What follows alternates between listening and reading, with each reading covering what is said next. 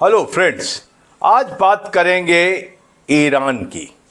Iran से एक निमंत्रण आया प्रधानमंत्री मोदी के लिए और जिसमें था कि अली खamenei, जो कि 28 फरवरी को अमेरिका और इजराइल की इस एयर स्ट्राइक में तेहरान में मारे गए थे, ईरान के सुप्रीम लीडर, उनका एक फाइनल फ्यूनरल 9 जुलाई को होना है तेहरान में।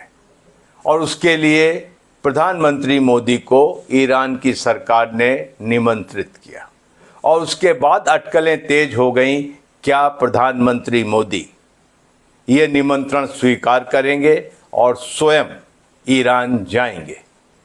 लोग कह रहे थे कि शायद भारत ईरान न जाए और वही हुआ। अब बात साफ हो गई है कि भारत का प्रतिनिधित्व बिहार के राज्यपाल लेफ्टिनेंट जनरल अता हसनैन करेंगे और उनके साथ minister of state for external affairs Pabitra Margherita जाएंगे। आइए इस पर बात करते हैं कि इस तरीके के डिप्लोमेटिक प्रोटोकॉल को वाटर डाउन करके भारत ने क्या हासिल किया और क्या खोया। हम सभी जानते हैं कि अभी अमेरिका इजराइल एक तरफ और ईरान एक तरफ युद्ध हुआ है और अभी भी शांति नहीं हुई है। हालांकि उनके बीच में एक मेमोरेंडम ऑफ अंडरस्टैंडिंग साइन की जा चुकी है। हॉर्मुज अभी भी बंद है और हॉर्मुज के ऊपर दबदबा IRGC अभी भी दिखा रही है। लेकिन धीरे धीरे ईरान के ऊपर से सैंक्शंस हट रहे हैं। अभी खबर आई है कि ईरान के 12 बिलियन के एसेट्स भी अमेरिका ने डी फ्रीज किए हैं और जैसे जैसे सैंक्शंस हटेंगे ईरान का आइसोलेशन खत्म होगा, वो वर्ल्ड इकोनॉमी में शामिल हो जाएगा। तो ईरान जो अभी तक 79 से आइसोलेशन झेल रहा था, शायद वो आइसोलेशन के बादल हट रहे। लेकिन 28 फरवरी से आज तक ईरान ने जिस तरीके से अमेरिका और इजराइल का मुकाबला किया है, ये समझना भूल होगी कि अमेरिका और इजराइल और खाड़ी के वो देश जो अमेरिका के साथ थे, वो पर्शियन गल्फ को या स्ट्रेट ऑफ हॉर्मुज को या गल्फ ऑफ ओमान को उसी तरीके से डोमिनेट करेंगे, उसी तरीके से इन्फ्लुएंस करेंगे तो गलत होगा। ईरान एक विनर बनकर निकला है और इस सारे के अंदर अगर देखा जाए तो गल्फ स्टेट्स को अब ईरान की बात माननी पड़ेगी। ईरान ने अपने आप को भी बचाकर रखा और साथ में अपनी प्रॉक्सीज को बचाकर भी रखा है और आज भी यूएस को वो दो टूक जवाब देने से नहीं कतराता। अभी हाल में डोनाल्ड ट्रंप प्रेसिडेंट ने कहा कि हम कतर में मिल रहे हैं। ईरान से जवाब आया कि हम कतई नहीं मिल रहे हैं। तो ईरान ने यूएस की आंखों में आंख डालकर बात करने की हिम्मत दिखाई। तो इसके बाद अगर कोई सोचता है कि खाड़ी के देशों में और मिडिल ईस्ट में वही समीकरण होंगे जो कि युद्ध से पहले थे, जिसमें अमेरिका का प्रभुत्व था, जिसमें इजराइल वो जो मनमानी करना चाहता था करवा लेता था, ऐसा नहीं होगा। अब बात करते हैं कि भारत ने कौन से कंसीडरेशंस लिए होंगे कि इस डिप्लोमेटिक प्रोटोकॉल और अपॉर्चुनिटी को डाउनग्रेड करने के। लगता है, लोगों की राय है कि भारत ने अमेरिका और इजराइल के साथ अपने संबंधों को बचाने के लिए ईरान न जाना उचित समझा।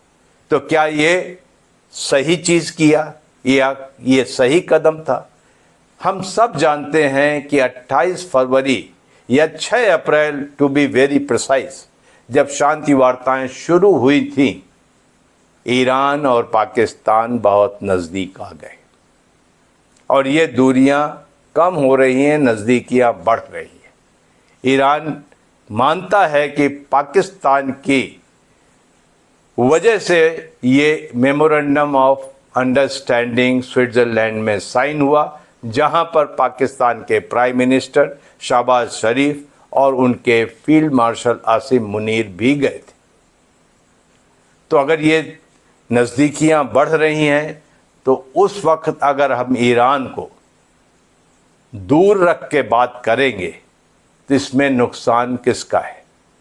अब ईरान की अगर सैंक्शंस हट रहे हैं तो ईरान से तेल आसानी से मिलेगा, और भारत स्वयं एक बहुत बड़ा ग्राहक रहा है ईरानी तेल का।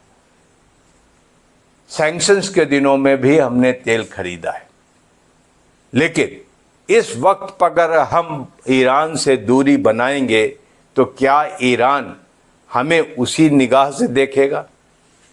ईरान के साथ हम चबार पोर्ट को भी डेवलप करना चाहते हैं, डेवलप किया भी है, ताकि वो एक तरीके से गवादर पोर्ट का एक चैलेंज बनकर उठे। एक तरीके से वो हमारे लिए अफ़गानिस्तान और सेंट्रल एशिया के लिए रूट बनकर निकले। क्या वो अब संभव होगा? ईरान जिसे इन्वेस्टमेंट्स की ज़रूरत है, ईरान के एनर्जी सेक्टर में या रिकंस्ट्रक्शन के लिए भारतीय कंपनियों के लिए सुनहरा मौका था कि अगर हम अपनी डिप्लोमेटिक आउटरीच ईरान की तरफ दिखाते तो कल ईरान के रिकंस्ट्रक्शन में, इन्वेस्टमेंट में, एक्सप्लोरेशन में और बाकी इकोनॉमिक प्रोग्रेस में भारत भी एक हिस्सेदार हो सकता था। और साथ में एक चीज़ और बताऊंगा कि जब 28 फरवरी को अली खamenei बमबारी में मारे गए तो दिल्ली में ईरानी दूतावास में एक शोक पुस्तिका रखी गई थी। भारत न जाने किन कारणों से कई दिनों के बाद भारत ने अपना दूत भेजा शोक पुस्तिका में साइन करने के लिए, और वो भी फॉरेन सेक्रेटरी। ये मत भूलिए कि ईरान ने अपना सुप्रीम लीडर खोया था। और बात यह है कि अगर सुप्रीम लीडर और कोई बनता तो समझ में आता था कि निज़ाम चेंज हो चुका है, बातें पुरानी नहीं रहीं। लेकिन सुप्रीम लीडर का बेटा मुज्तबा खामेनी ही सुप्रीम लीडर बने हैं। तो अगर इस तरीके की बेरुखी और दूरियां हम ईरान को दिखाएंगे तो क्या हम समझ सकते हैं कि हम ईरान का विश्वास जीत पाएंगे? क्या हम ईरान के नज़दीक आ पाएंगे? और क्या हमारे दुश्मन चीन और पाकिस्तान, जिनकी नज़दीकियां ईरान से जग जाहिर है, उन्हें हम रिप्लेस कर पाएंगे?